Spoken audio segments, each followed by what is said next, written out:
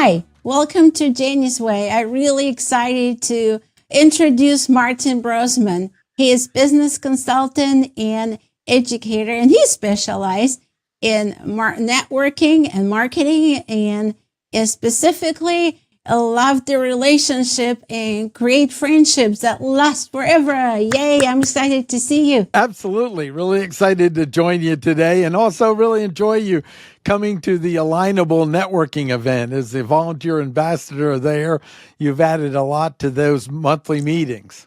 Thank you so much. Martin, who, for listeners that are not familiar with your story, can you give us a little background how it's all started for you? Well, for me, I was in the corporate world, and I was a customer engineer specializing in computer support, repair, and handling tough customer problems. And I was just burned out. It just didn't fit for me, and I was trying to find what's the next life for me. And someone handed me an article in, of all things, a neurolinguistic programming course I was assisting with, and said, I think you ought to look into coaching. You seem to be a natural for it. Long story short, I eventually left IBM in 95, and then I built up a PC repair business to fund me until I could let that go and just do coaching and training, and specialized in small businesses and individual professionals, because there's a lot of similarity if you're a salesperson on almost full commission and a small business in concept overlap. So that's where I did. And I've been teaching through the small business centers in North Carolina from 2006 from Murphy to Manio. So my expertise is really in how to market with little or no marketing dollars, but then also the inner game of working with the professionals so that they truly are more effective. And we set up structures so they work with me for a while and then they don't need to work with me anymore. That's an interesting story. What was the pivotal point for you when you decided this is what you wanted to do? The big point is my practice marriage was coming to an end, and I was burned out in the computer and technology and really soul searching on there must be something else that I'm here for. And that's when this sort of opened up. And what would happen is I'd fix people's computer and just talk to them. And then they were so excited, they write me high reviews, but they'd say how my suggestion for them personally was the most valuable thing. And I thought, well, that's not a livelihood because I didn't know coaching existed then. And I seemed to have a real aptitude for hearing the core components of what needs to be moved with the minimum behavioral changes of my clients to get the highest return on investment. And I really think that's a natural skill I have, because I even built my own certification program for a while, something where I'm real careful on what are the minimum changes we need to make to get the results the person wants. And I seem to be good at hearing those. It's kind of like someone saying, I need to get better at hammering. And I said, why don't you take this hand that's shaking and let's put a hammer in it and see if it works. And they go, oh my gosh, it worked. That's part of my skill. And then, of course, a big networker, so I have a huge resource. So I kind of use a combination of strategic planning with intuition and then my connections put together. Right now, I do a lot of training because I'm very, very selective on the people I'll coach. You know, I've got to meet them and decide if I'm willing, it's the right win-win for them. And then, of course, the other exciting thing is the book that I have 2 books that just came out. This is one of them, and you've got it, Relationship Marketing Cubed. Well, when I was in IBM, they'd say, why don't you get into sales? You're so good with customers. And I'd say, I don't play golf and I don't lie. And you know, that's kind of a smart aleck answer. But once I became independent, I realized I needed to grow up and be more mature about sales and really redefine what sales is, because my inner model of sales is not going to let me survive. I've got to change it. So I truly went through a process of understanding in my own words what is win-win sales. And really, of course, that's the only long-term way to do sales. It's got to be a win for you and them. that worked well, except I just noticed how many times people would say, "You're such a great person. I heard your talk. You're a great coach." And I hired a coach, but they didn't hire me sometimes. So sometimes they'd hire me and sometimes not.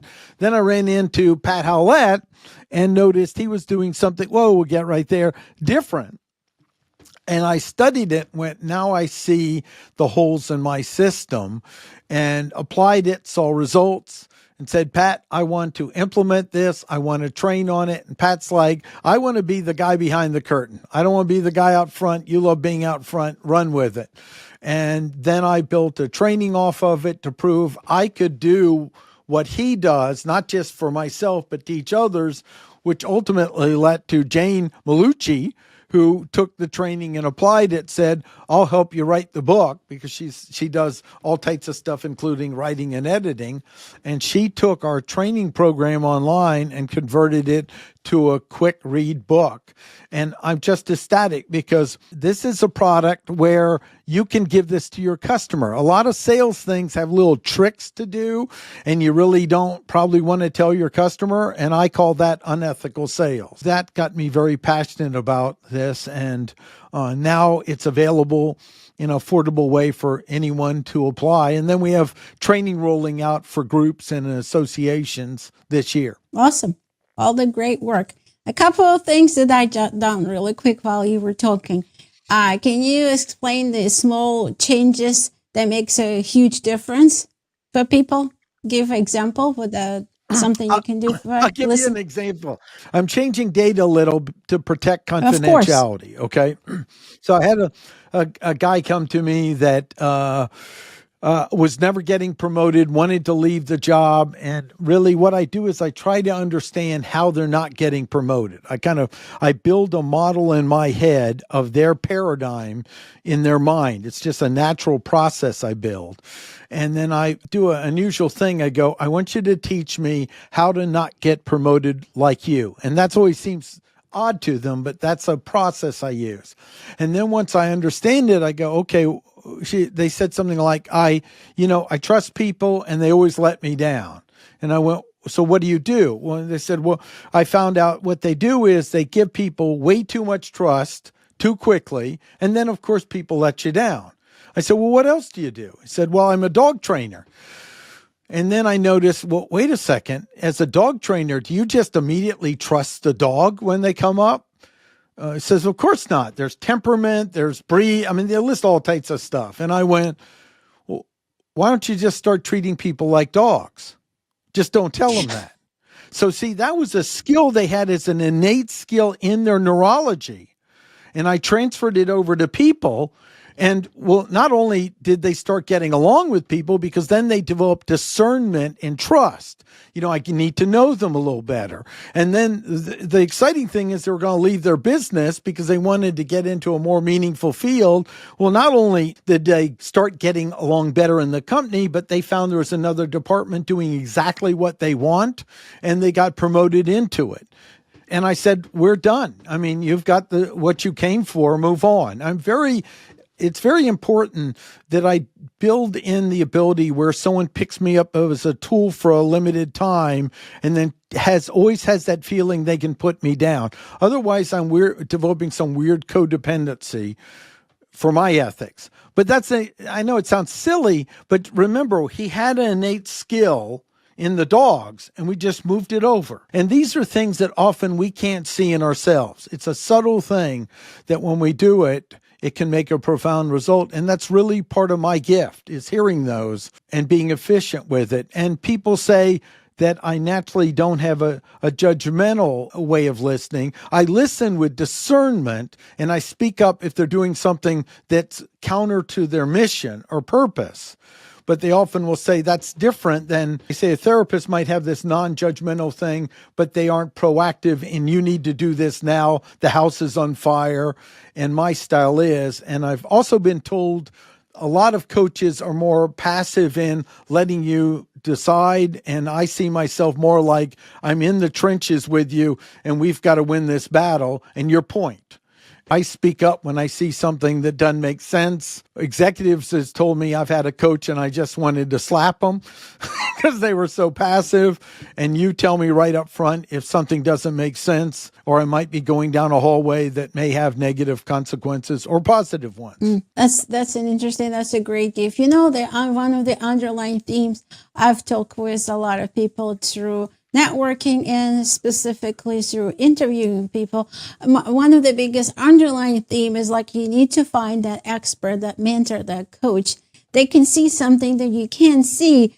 That someone they can see from outside in, because once you're in the situation, you kind of in that box, so to speak. You're not able to see those blind spots. And I think what you just said illustrated so interesting that's what you're doing. And so that's kind of like, oh, well, it seems like the underlying theme. So for people who feel stuck is find that expert, do your homework and finding it. But it's so great to having the ability to see that from outside, that people who are in the situation are not able to discern it for themselves. I just thought of another quick one is I've been hired by professionals for sales and everything else, but one was a surgeon who said, I want to be more liked because I'm just not getting liked enough. Wait, you're working with surgeons? It's affecting my... Yeah. I've worked with top salespeople, worked with doctors, professional groups, executives, of all things. SaaS, I've had a lot of clients. You think it's such a great place, but the problem is it's such a great place. If it doesn't work, it's hard to decide if you're going to move out of it. IBM, executives in Xerox Corporation, all types. So it's small business. It actually transfers. But anyway, the surgeon goes, I'm just not, there's a rating in the office and I often get lower ratings. And I know I'm excellent in what I do, but I have a gift with working with, I call that more of an engineering mind of how to put it and break it down in a way that they're comfortable building the rapport. And it takes some work for them. It's like, okay, you need to slow down at this point, get a pause, double check. I can break it into little steps they can execute. Because many times with surgeons, the person who's most competent may not have that best bedside manners, ability to build rapport or likability. And that's something that's interesting that not many people can coach in, increasing likability. And I actually learned some of those skills in my stand-up comedy training. I've built some skills along the way by doing many things too. So what's the couple of tools, or maybe one tool that helps, like in your case, the surgeon to be more likable? I'm going to switch to an engineer, okay, because he wasn't able to get a job. And again, I changed things around for the confidentiality. Of course. And one of the things is he didn't notice when the person stopped paying attention. And I'll give an example that's a little different than what I did, but it's like I said, explain what's going on and notice when I stopped paying attention. And it was funny, in the beginning meeting, I literally was starting to walk out of the room and he's still talking to me. Okay, so I was so not paying attention, I'm physically moving. And when we got done, I got him to notice the nuances on my face when I stopped paying attention. This was life-changing. He said it helped all his relationships. But that's an example of a nuance to start with. Some people have such a strong internal frame of reference, usually above average intelligence, brilliant people, more leaning towards the technical field, that they need someone comfortable to tell them, okay, now you've lost that person. There it is. You see it? And really, once they anchor that in, they've got it. Now, it doesn't mean they're comfortable with it. It doesn't mean I'm going to take them where they just love to go out and meet people, but it gives them a tool they can execute when they need to for building rapport. Because if you're trying to get a job and you're really brilliant, you're going to talk to a lot of headhunters that aren't so brilliant sometimes. Nothing wrong with the headhunters, but they don't know the field, and you better build rapport with them or you don't get past them. Did that give you an example? Yeah, that was an interesting point. It seems like communication and specifically building rapport, it comes of everywhere. That's another theme that I hear from all the experts that I interview. It's like your communication and specifically building rapport. It's not just for in professional, it's in personal arena. And it's just, you take it everywhere. So it's the skills that you helping people build. It helps them everywhere, not just in their professional, but specifically in a professional field, because those little nonverbal cues can give you so much data. And I say data because you're talking about scientists, the engineers specifically, or surgeons. It gives them the data. So I think it will be interesting to use those words. Say, oh, look at that data. That's giving you the feedback. So I think it's cool. So every little example makes a difference. And it is mapped on. I've had a number of women professionals that weren't getting promoted, and they thought, well, they just don't want to promote women. And what we found is it was really the mannerisms and the knowing when to emphasize authority and assertiveness, not aggressiveness, assertiveness in certain roles, that then started to work. There's certain people where if you don't, I kind of hit them between the eyes, they won't have any respect for you. How do you do that in language inside a corporation?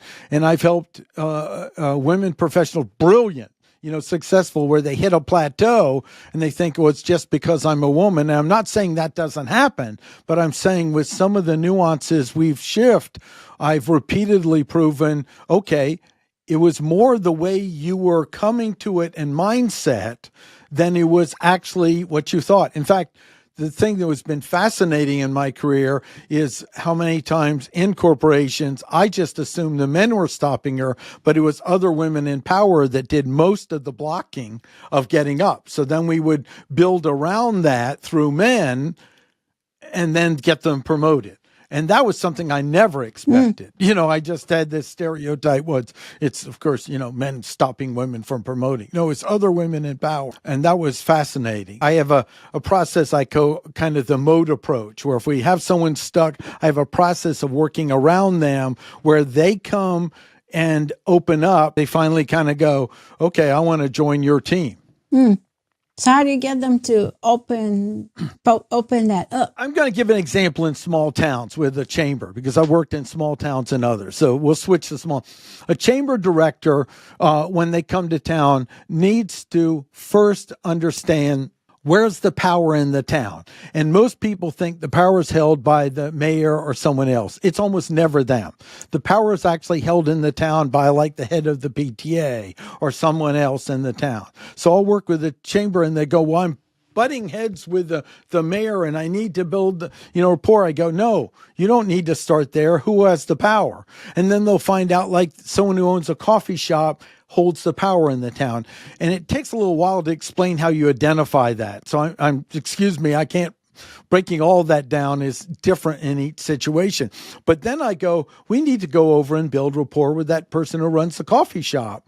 And they do, and they go in and say, hi, I'm the chamber director, new chamber, and I really haven't a chance to meet you. I love to sit down and find out what you think. A lot of people say something authentic, like you help out with the kids. We don't want to be false. Build that rapport with them. Then all of a sudden they notice the mayor, starts to accept them because that person had accepted them. And that's kind of my process. And I can do that in corporations. Each one has to be tuned to the specific environment. I honestly think part of my skills in part were developed because I had some very strong learning challenges. So I had to learn interpersonal skills later in life.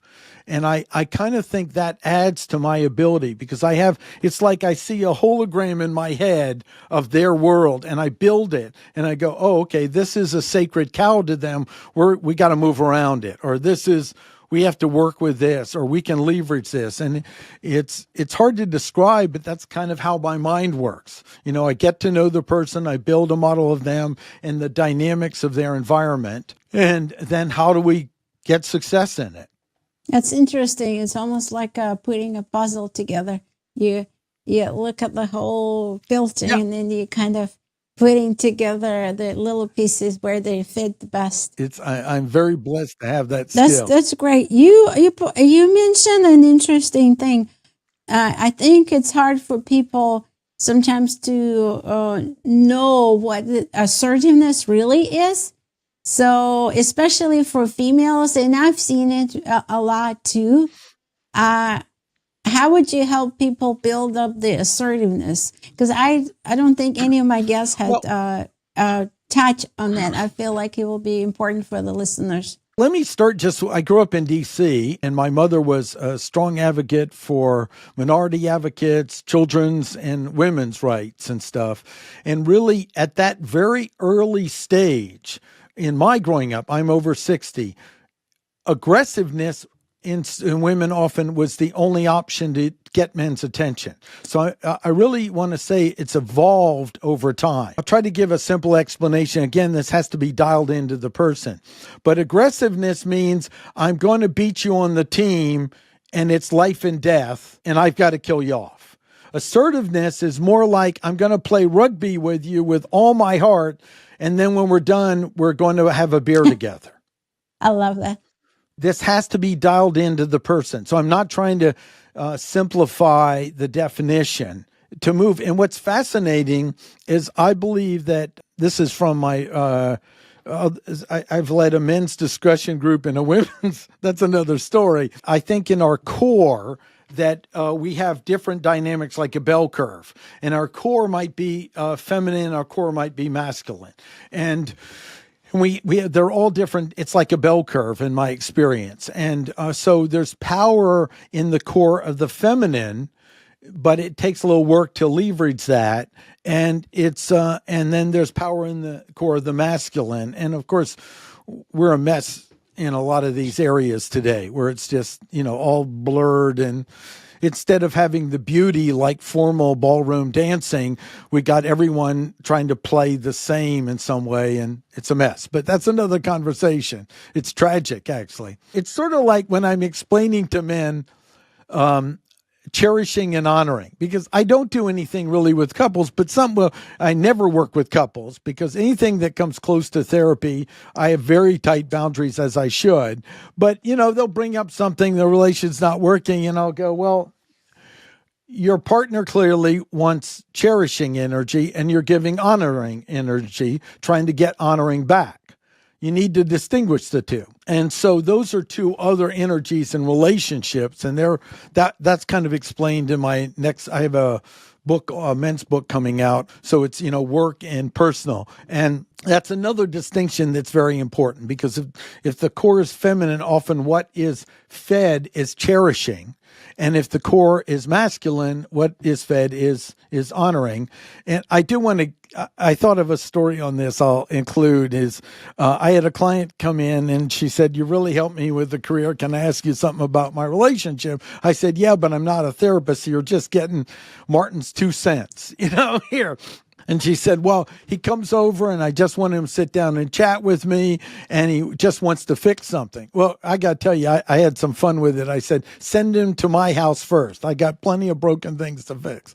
So I said to her, "Why don't you actually find some little things he can do to help you in the house, make them simple, and when he does, thank him authentically, and thank him authentically with no but."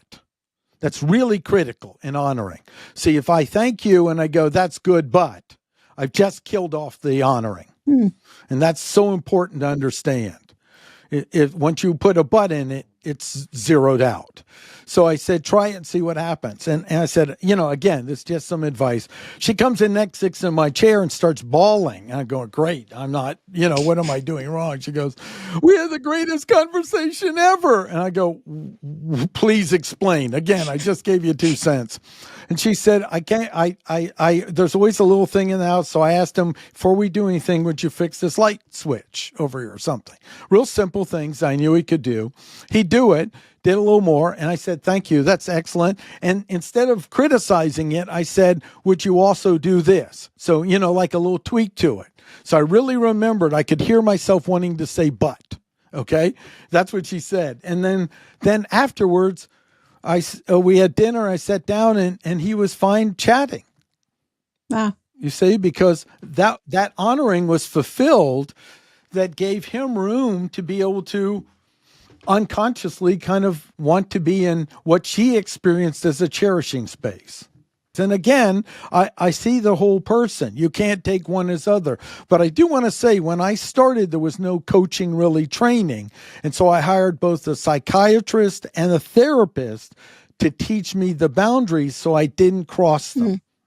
Because there's sometimes you work with someone in coaching and I'll see it's like in a rubber band. You try all these things and they snap back. And everything should work and they snap back. And that's one of the signs there could be a deeper issue that's way outside my scope to help.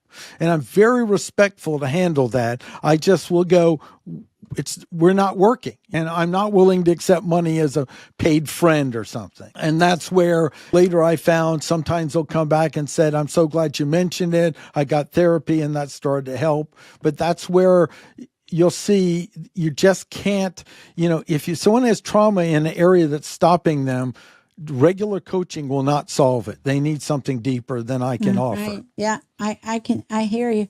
But let's talk about sales. You said you redefined the sales. You kind of started with that, and we touched on the important issue because one word, you give an example how one word in the communication, whether it's business or personal, can change the whole outcome. But let's talk about sales, how you redefine it, and what are the key elements or key tools that people can take with them from this conversation and start moving toward not seeing sales as sales and see sales as service. Excellent. Seeing sales as service. The truth, and this is from the book to let you know. Here, we got the book. I have it too. It first has to understand of almost viewing yourself as a tool. And your goal is to match it up with the location where it creates the highest return on investment. That's the first piece. So someone's talking to me about coaching, and I said, we're going to sit down and meet, and I want to make sure it's the win-win for both of us, or we won't move forward. Now, I have a big network. I might refer you out to people, but before I do the real one-on-one coaching, if I can, I like to meet them in person, and they're in another city, and they're going to come up. First, in sales, you got to make sure you know what is the unique offering, as I call it, the only, not elevator pitch, the only. And what is your only? And then who is the person that's the right match for the only? And who is the person that's not the right match for the only? You've got to get both of those. Because if you're there for everyone, you're just a mess. You can't, everything I say to implement, you don't have bandwidth to implement. You can't be there for everyone. So that's the first thing, is making sure you find the right thing. And then the idea is educating instead of selling, and then inviting that you'd like to work with. And it really does work that way. And it's you're a tool. If you have something stopping you from truly authentically and powerfully speaking of your own business, what you're good at, then you need to do the soul work to get that cleaned up. And I've had people like that, especially, unfortunately, sometimes it'll be women where their mother said she thinks well of herself, or don't wave your own flag. And we've got to break that down. And that's something that really takes some real work, because it's our responsibility to communicate the value we provide. It's not theirs to discover it. And if you've got attitude, if you've got this distinction blurred where never wave your own flag, there's a difference between being ugly and rude and owning your power and what you're good at. And we've got to pull these apart and distinguishing them to get effective in sales. And then it's matching up. Who's the right match for you and who isn't? Now, this is a little more difficult in retail because anyone who can walk through the door does, but it's all about how you communicate and educate online your business. And it's also, if someone comes in your store and you sell shoes and it's like they're looking for a Walmart pricing, then give them the address to Walmart right away. Be nice about it. But look, our shoes are more designer shoes. We give extra service. You just want a cheap pair of shoes. Walmart's down the street over there. Go to them. I have a shoe store exactly that's worked with me and done that. It's a wonder. Burnsville Shoes. I hope Main Street Shoes in Burnsville. She's delightful. She now has videos she makes, and it's just so. People love it when I show it to her. And she had not done that before. She just managed to be in a number of my classes. So that's the first thing is you got to see it is you need to be of service, and you need to be clear. You can't be right for everyone. Otherwise, you really are. It's sort of like, seducing versus courting. Courting means someone's choosing each step. Seducing means we're manipulating. And this is, to me, the old sales. And courting is, in my world, is more of an invitation that moves at a rate with a pace. It's almost like, it's almost like a first date or figuring out whether you're a good match. Yep. And then ask more questions, figuring out where their goals are aligned, where they want to go. But sometimes for people, it's difficult to figure out what's their unique value, unique proposition. Do you feel like they need to continuously try different things until they figure out, maybe work with different clients until they know for sure who they are, who they're not? How does that evolve for business owners? Absolutely. I certainly took me till I was 35 to find out this gift. Okay. And I really went into a pretty strong depression thinking I had none. Oh my goodness. I do have to say one way is work with me, because I have a gift in hearing it in people. But another way is try different things and notice it's not always the easiest path, but it's a path where other people will you enjoy it. There's some value in it. Other people will see it as difficult, but you don't see it as difficult in the same way. Sometimes it's really interesting because it's almost like we're built as a human being with this kind of identity, and our purpose is kind of hidden over here, and it's counter to the identity that we started, because really a lot of how we define ourselves was built in response to being a 6 or 9-year-old. I'm not going to be dumb like my brothers, so I'm going to act up or be a comedian. Well, that's kind of the false shell, and that's a survival mechanism, and really the purpose seems to sit behind it, sometimes counter to it. So you really have to actually almost break through the one to move the other forward. And I certainly did. Mine was having learning challenges. I was just too stupid to be alive. Well, that was an easy one to have to break through, because that's a really hard way to go through life. And then I had to break that in. Okay, there's something I can do. I can during the process, I can turn a doorknob competently. That's where I started, to start building up the new one. Okay, well then what am I going to commit my life to disrupt this throne identity and process? That's part of the challenge, because for many people, that mission is like, how you catch something out of the side of your eye? It just doesn't. And I think for many of us, and not all, that the survival identity was built where it's not informed by this. Sometimes you have to work to develop through it. And I know that's a very vague answer, but it is difficult. You have to try a bunch of things and so forth. And I don't think there's one answer for everyone. I don't think, like, meaning for my beautiful bride and wife is more of being this heart with the family of us. And that's, hers doesn't have to, we've really had great talks about this. What do you really want? And she goes, I really love supporting you and my son, and her son, of course, my stepson, and then she really loved when she was doing her esthetician work, where she worked with women with natural skincare to get them to embrace their own natural beauty. And that's like what gave her meaning. A facial to me was like an uncomfortable experience I wanted to run from. That's not, she needs to notice my eyebrows need cutting or something. Those are not things that give my life meaning. I don't think there's one recipe that fits everyone. And the thing is to find, I had one client where we were working on something like this, and She said, well, the best way I could describe it is if I brought a bunch of stuff into your living room and we looked at them. So it was funny. We were like sitting there and she had things that had meaning to her. And then we kind of came up with a purpose to try out. And then it never comes to me completely, which is really important. It comes about 70 to 75%. Otherwise, they won't own it. Then I said, try this out and start living from it and see what occurs. So that's a lot of kind of vague terms, but you asked specifically, a little bit of the process. We have to try to, the kiss of death is staying in your comfort zone. Someone said, being in a rut is a coffin with the ends kicked out. The worst thing is to stay in your comfort zone. In fact, I have a t-shirt on Amazon I made that says, if your life's boring, it's because you're boring. Life begins outside your comfort zone. You will never find it in your comfort zone. You'll never find it just thinking about it. I want to say never, because I'm sure there's exceptions to this, but it's very few people find it that way. They have to get out and experience something.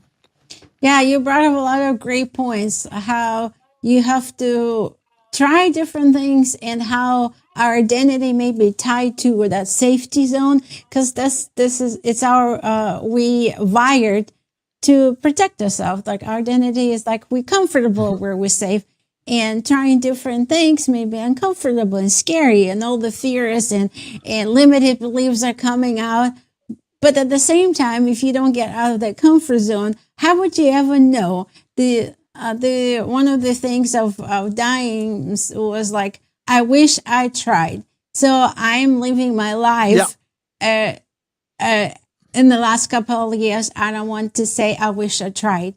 I've tried. I've done a lot of things, and people might say you're crazy by doing all of those different things. But that makes me who I am. It allows me to see, where is my mission? Where is my purpose? Who am I supposed to serve? And then I also get to experiment. What is that segment of that population that really, really need me?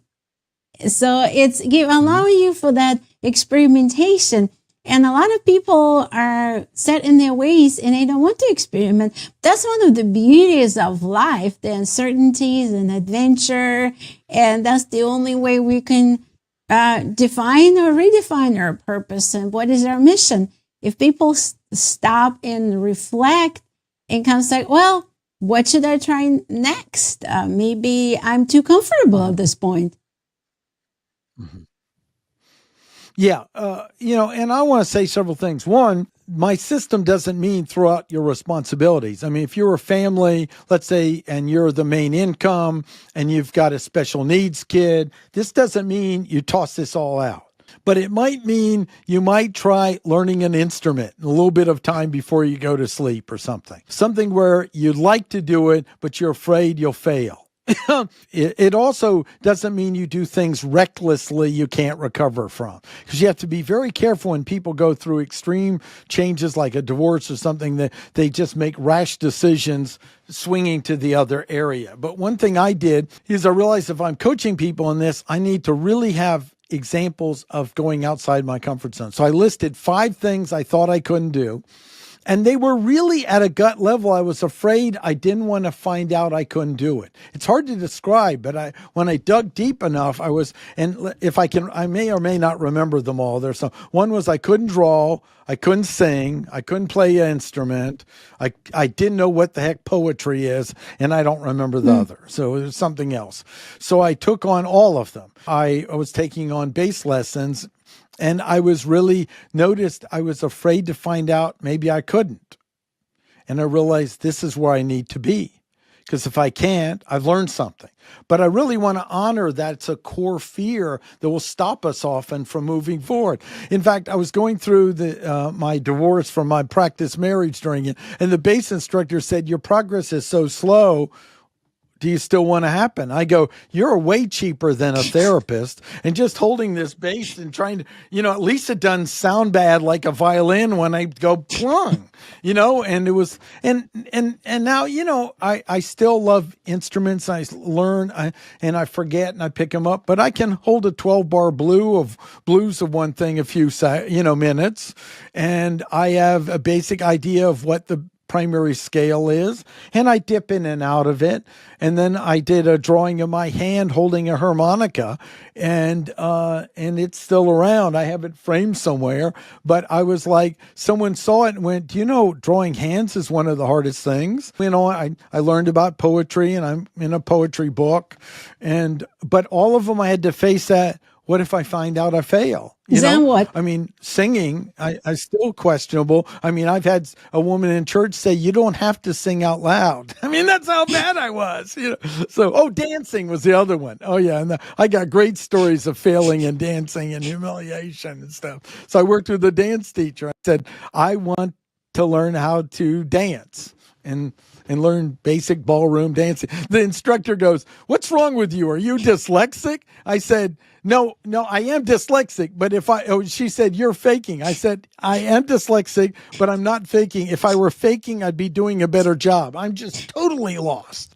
I learned the fundamentals of ballroom dancing, but that's an important thing to know. There's stages you go through in this process. Julia Cameron of The Artist's Way, I'm paraphrasing one of my favorite statements, is, have you ever read the book, The Artist's Way? If not, look up Julia Cameron. She really talks about the struggle and reality of being an artist. And she said, if you want to find people's greatest gifts in life, go walk in a graveyard, because they're rotting in the ground because they never had the courage to express them. And I think that is really true. And I think that's really tragic. And the worst is the people who they're so good from a childhood of winning in one area and succeeding that they're never forced to get outside their comfort zone. And I feel the greatest pity for them, because I actually think they probably don't know what they're missing out on. That was a good example. I really feel like people should try experiment. Don't do anything wild and crazy all of a sudden, just like you said. But what did you learn from this? How did that make you feel by trying different things? What was your biggest? Oh my God, my confidence went up. For most of my life, I was cloaked with almost no confidence. I mean, I put on a good show, but inside it was like paper. Oh, really? Thin. I mean, failure is the best way to build real confidence. I mean, I can't express how much these things, I got to teach at my university, and there was a room full of seniors, and they're so wonderful kids and brilliant. And then I started to realize they have very little confidence. And I realized that they probably were, when I talked to them about it, because they come up and want to talk to me about it, I say, what do you think I can do? I said, how much time do you spend outside your comfort zone? And they go, well, my parents really overprotected me and I haven't done much. I go, well, that's why you have no confidence. If someone's just telling you you're great and you haven't had a chance to fail, you really will build no core confidence. And so that's the doorway for it. So the answer is more confidence. I'm clear what my gift is and my interest. Now, it doesn't mean I don't have to work real hard to, take care of things and manage things. Problems don't go away, but it's different when you go, okay, I know what I'm here for and what I'm doing.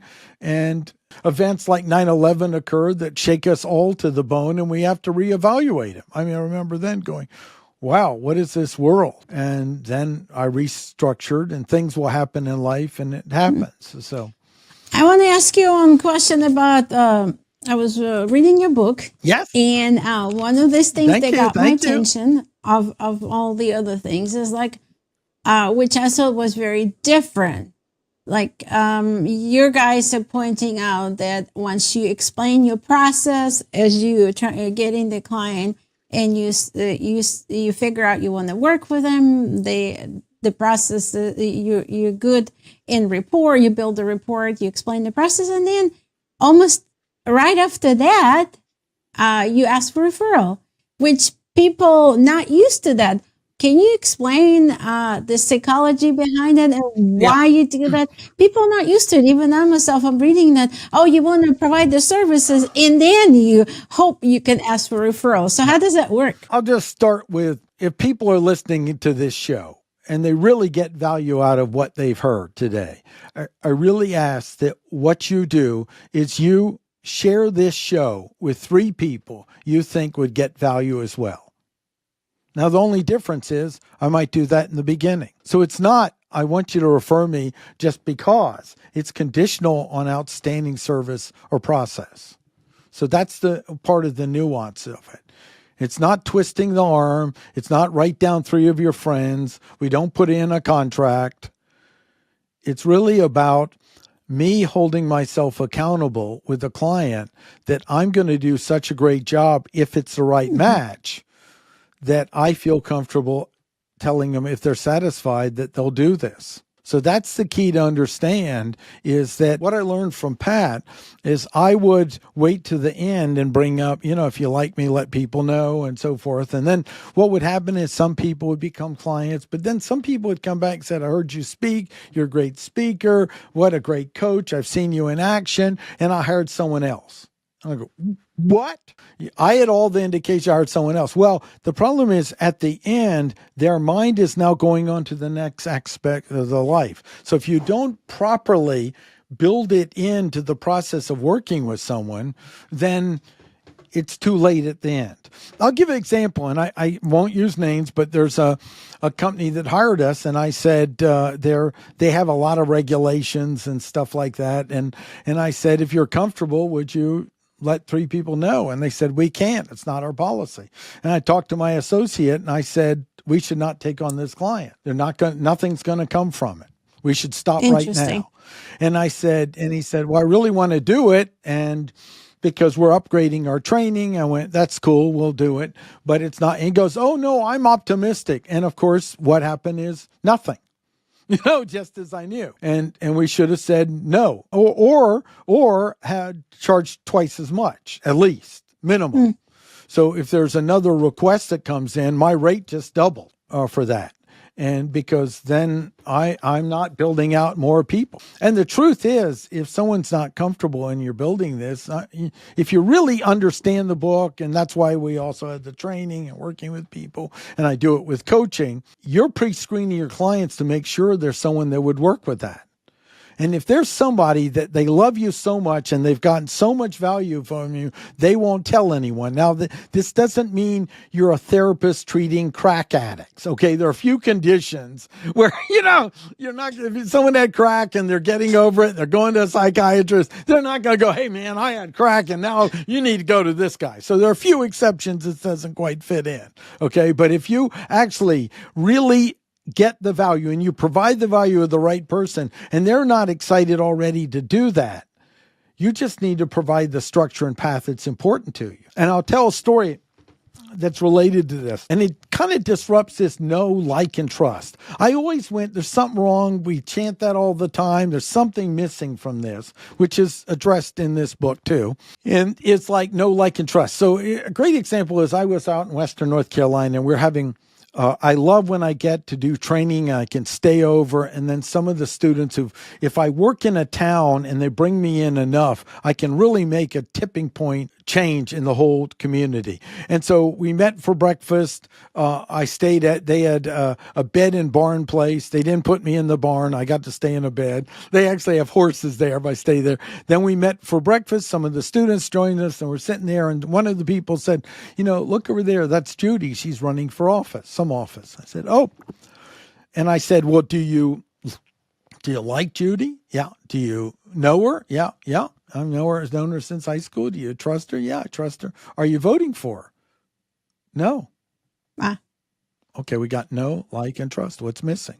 Would you mind telling me why? She said she didn't ask. Wow. You see, the care enough to ask, the invitation.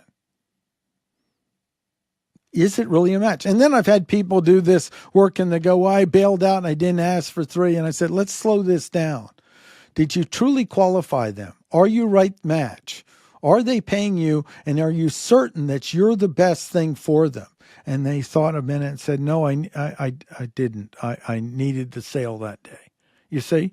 So I'm actually calling people to be better than they naturally would with this. It's not just an ethical sales. It's to step up to the plate and play a higher game.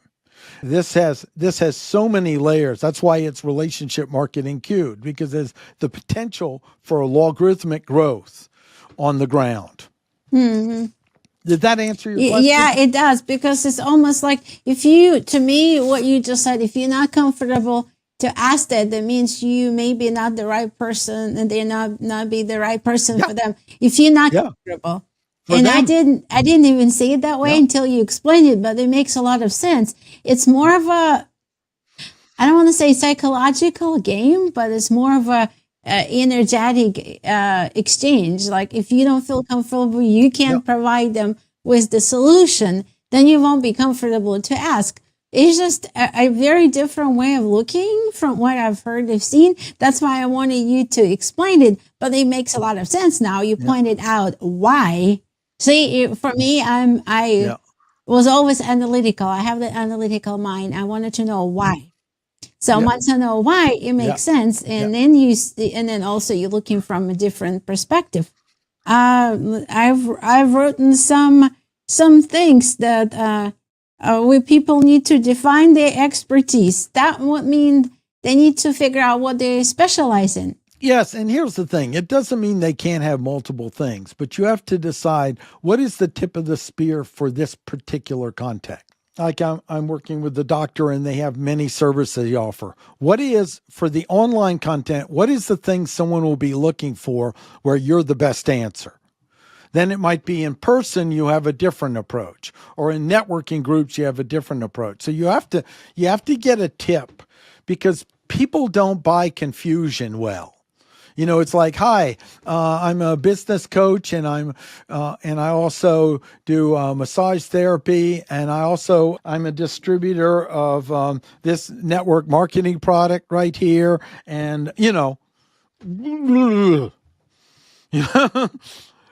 you really have to figure out in this context, what is the right start? What's the entry point? Where do I need to start with? And that's a very important piece. I think what you're saying is if there's a couple of different things to do, but they have a relationship, like they closely related to each other, like marketing and business, or business and mindset, things that you need to build out your programs or to build your clients, then it's different than what you described. But it also is, which is the specific need I'm going to lead with? Which is, what do I believe in this context is the need they will perceive? That's what I need to lead with. Let's say I'm a photographer that can do photography, but I can create art and bring it in your home, and I know about feng shui and your environment and everything else. But what people need right now is portrait photos in my area. Okay, well then let's lead with that. Build rapport, and then go out. I actually give an example of someone early on that was really trying to build up a feng shui consulting business. Okay, I don't know if you've heard of it, but it's kind of how you create your environment. And they weren't making any traction. I said, what do people need that you're just really good at? She goes, I can organize a garage like no tomorrow. Okay, let's change the website and say garage organizer. Okay, like that's it. And then you have another page where other things I offer. And what happened is then they start getting traction and sales on it. They built rapport and say, well, I do something else. You might not have heard of it. It's feng shui. I'll give you an article on it. And then the person trusted them and brought them into the home to do other things. So I really am kind of specific. Then, of course, when you have things that contrast too much, you have to do what I call build a plausible bridge. And that's a little hard to explain, but I build in language the plausible bridge between each one so that they represent them not as disconnected things. Very good. So the logical bridge from one thing to another, that they're connected. Yeah. Well, it's actually the best word I know is plausible. So, example in science fiction movies, why do we accept Spider-Man? Because he doesn't break all the laws of physics. Gravity's still there and wind is still there. So, we're going to let him fly through the air on the string. So, actually, even people who do science fiction movies are careful to be careful on connecting what is plausible off of what's the laws of physics are. So it's a little bit different. Yeah, excellent. This book, guys, it's a small book, but it have so many different things that you just have to kind of read it and reread it. I'm going to read one quote from the book. Okay. Do what you do so well that people can't resist telling others about you. Walt Disney. What does that mean to you? Yeah. Of all the people? And it's okay if you don't know. It's okay if you trial and error, but you're really looking, who do I serve well and who do I not serve well? And keep dialing that in. And then when you do this well, your mind will start anticipating the next thing your customer needs before they even know it. But this only happens if you dial this in. If you're out there with a range of people you market to, this will not happen. That's great. Martin, when you that question probably referring to your earlier career. You ever feel like you didn't know what you were doing? How did you overcome it? What'd you do? Well, I mean, the part of it is I just hit a wall of depression that was really serious and went through the end of the marriage, and I don't know how I'm going to go on. And of course, my care of my parents and that I had a responsibility to one day be there for them was probably the only thing keeping me going. But then I went, okay, all right, let's just choose something. Let's pick something. Let's just pick something and live with it for a while and see how it works. You know, sometimes you just need to choose and live from it, not make radical changes and live from it. And the thing that ultimately came is what would give my life meaning. I don't always tell people. I thought, well, I want to be a catalyst in people's lives so that when they're on their deathbed, they reflect over their life and they're moved to tears by the life they live. Well, that's a pretty good reason to get up in the morning.